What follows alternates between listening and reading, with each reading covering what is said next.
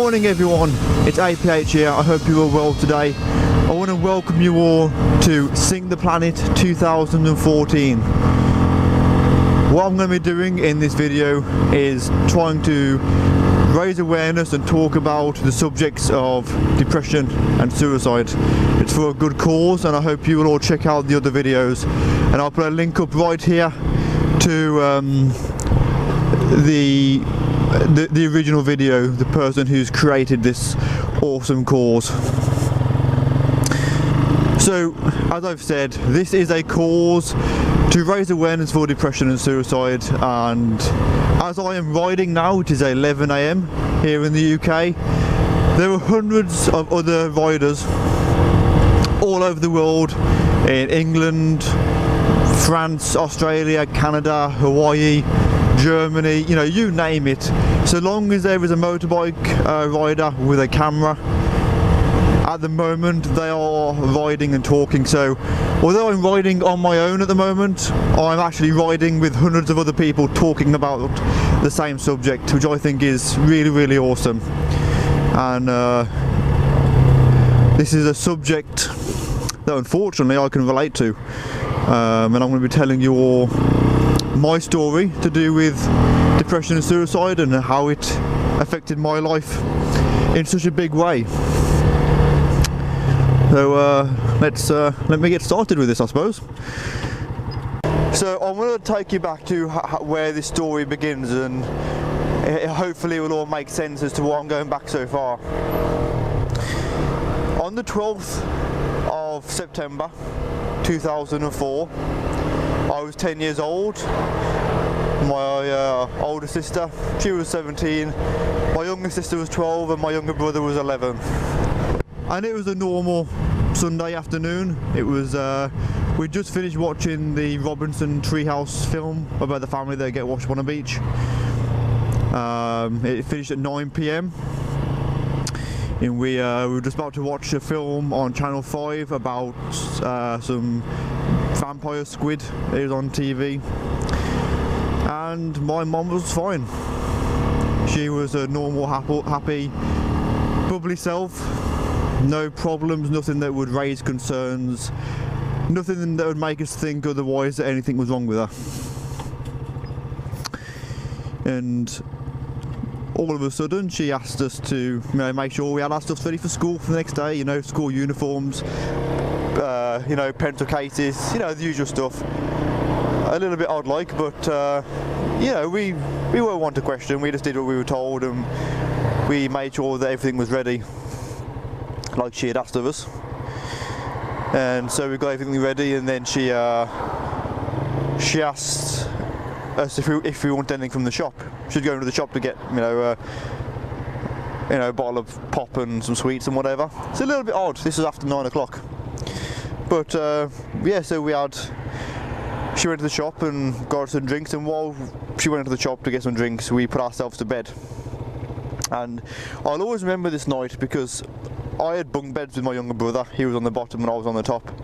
And above my face where I was sleeping, like right above my head, there was what can only be described as the biggest house spider I've ever seen. It was massive.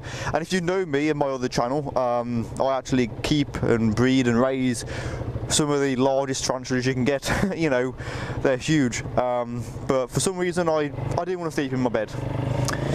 And so I actually slept on the floor. And it was a bit odd. I've never done that before, but you know, I couldn't sleep in my bed because of this spider, so I ended up, yeah, like I said, sleeping on the floor. My mum came back, she got back from the shop. She brought us all, me and my brother, we had a bottle of squash, I think it was, and Kinder Bueno. Bit late to be having that stuff, but you know, we didn't complain. You never think of anything, you know, at the time. And she came in and kind of, you know, said goodnight to us, told us that she loved us, and she left the room. And that was the last time I ever saw her, which was, it was horrible, as you can imagine.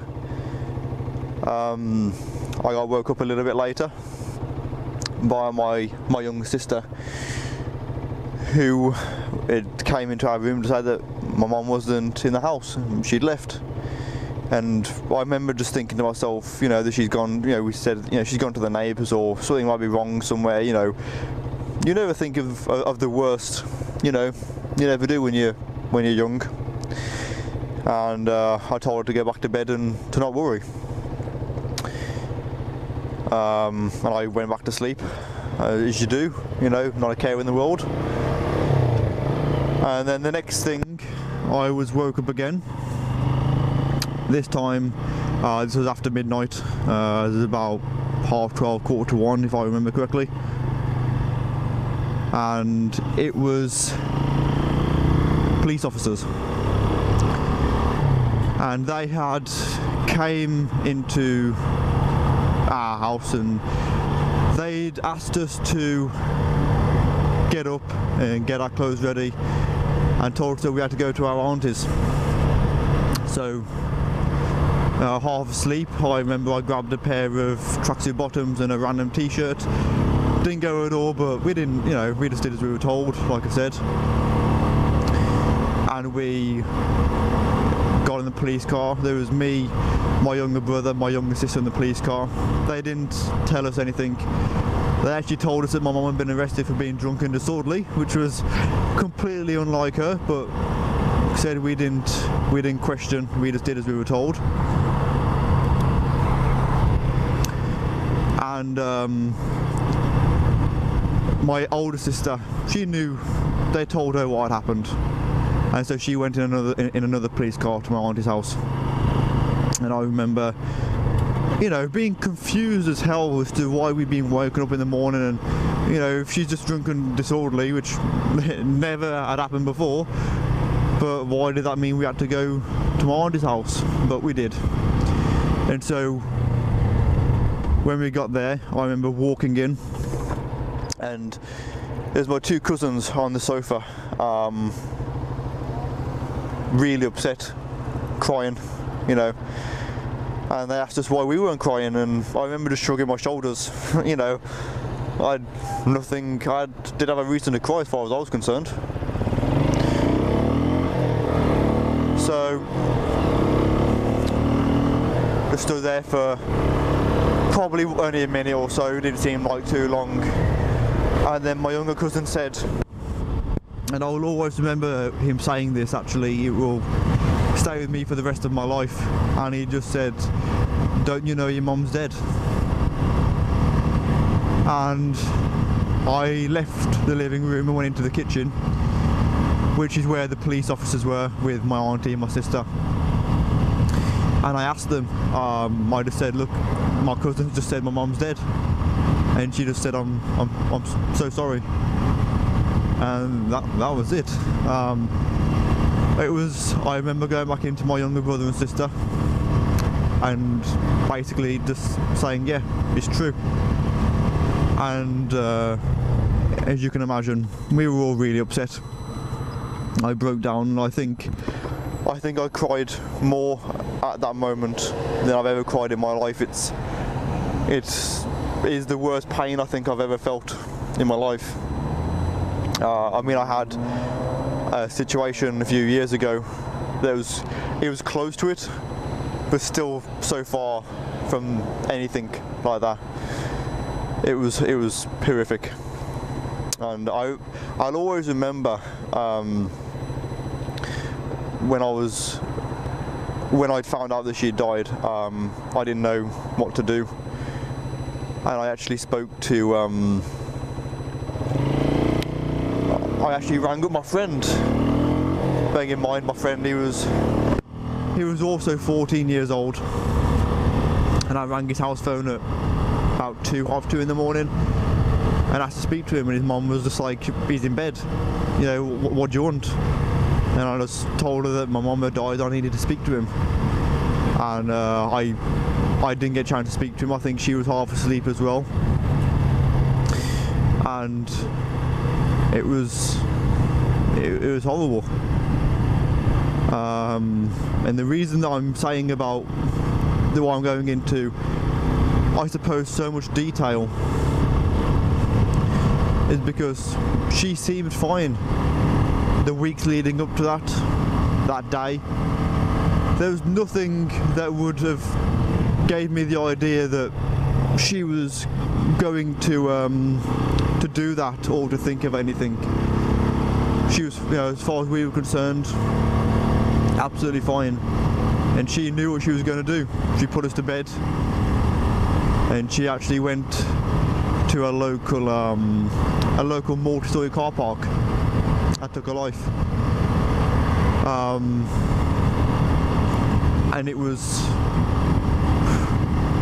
words really can't describe how horrible that feeling was of finding that out. And it's something that I hope I never ever have to feel ever again, because it was just, and not just for me but for the rest of my friends and family.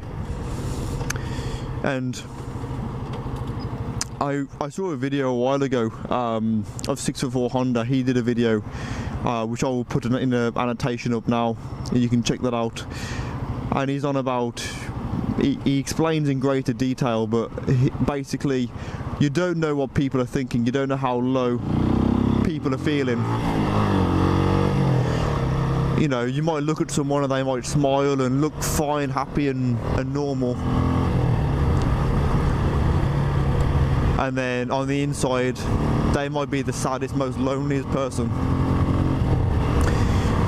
And it's why if I see someone, I'll try and help them. Or, you know, if I'm sat in traffic and I'm, you know, look at someone, I'll give them a wave or a smile, acknowledge them. You know, sometimes that could be the difference for someone, you know, in making them feel like, you know, that people do notice them and people care. It was, you know, and like I said, if you go and watch that video, he'll explain it better. And I don't, it makes me think about what other people could talk about with this. But this is how, you know, that one single event there changed my life forever. I said I was 14, I went to stay with my dad, my real dad, for a few days. Went back home. The funeral was hilarious, actually. That probably sounds really bad, but the church, the funeral was in Starbridge on the ring road, and there's me, my little brother and two friends. We actually walked to the funeral. We didn't want to go in the cars. We walked into the church full of old people, straight to the front, and sat down at the front. There's a casket, you know, lined up, and we were sat there and we were thinking about, you know, we didn't recognise anyone and thought nothing of it. And then we got up and went to the back and asked a gentleman, like a priest or whatever, where my granddad was or my family, and he said, "Oh, sorry, but I think you're at the wrong funeral." He said, "Whose funeral is it?" And I was, "It's my mom's funeral." And he said, "No." He said, "I think you need the church down the road." It's absolutely true. And me and my brother and my friends, we actually left there and ran up the road to the next church, and yeah, we were late. I was late for my mom's funeral. It was pretty embarrassing walking into a funeral full of people who were all waiting for us, you know. And then after that, there was the things of where we would go. I didn't really have a lot to do with my dad when I was younger, and so we ended up being put into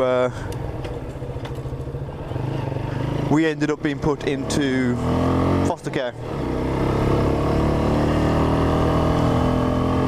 And I do wish that I wish I had have been thinking of, you know, if I knew what I knew now, things that I think I possibly could have done to help.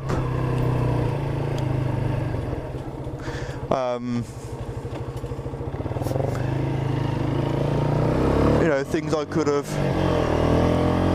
asked her, or ways I could have tried to have helped, and not just me, other people. But unfortunately, you just don't know. And this is actually one of my favourite places in the world. I am going to go, I don't know whether I'm meant to drive up here, but I'm going to have a quick stop here. This is a lovely place. Now I've told you my story on how suicide is, my story of suicide and how it's affected me. Everything from moving around, you know, moving the family around, and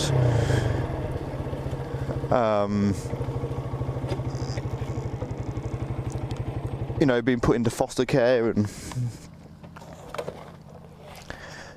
everything really.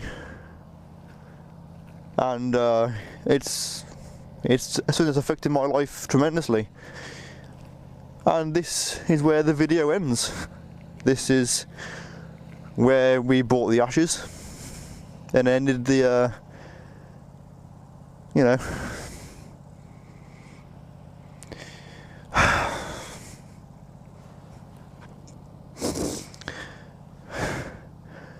I think you just don't realise what people are thinking, and you don't realise how much something is a simple little gesture might actually might help someone. And it's something that I know a lot of people go through. I know as I'm talking about this now, there are hundreds of people all over the world riding their bikes and sharing their experiences about depression and suicide, and like I said, how it's affected them, and giving their story of it. And this has been mine. And yeah, so this year on the 13th of September, it'll be 10 years. And it's one little action that changed my life more than anyone will ever realise. I think this was actually my little sister. She's a horse rider, and I'd imagine that she's probably brought this up here, put it on the tree. I don't come up here as much as I should. My sister, she comes up here, birthday and anniversary, you know. I avoid this place, to be honest. I always get upset. I haven't been here for a few years, I don't think. About 4 years ago, I think, was the last time I came here. And this is the first time, and I think now's as good a time as any to come back to this place. So it's a beautiful place. So yeah, this has been my story, and I hope, you know, you'll think, if you know someone who you think may be depressed or sad, give them some time, speak to them, ask them how they're doing, offer any help you can, because, you know, it's too late after to say, well, what if, and there's nothing that you can do. But yeah, this is my video, this is my tale, my story, and thank you for watching. If you watched it this far, I hope you know, please give a thumbs up and leave a comment or something. I don't know what else to say, to be honest. I hope all the other videos that people are doing at the moment, like I said, all over the world, people are riding and showing their tales, and I hope you'll check out some of them as well. If you actually do a video, comment below and post it so that people who watch this can watch it as well. So yeah, that's it, guys. Thank you for watching, everyone.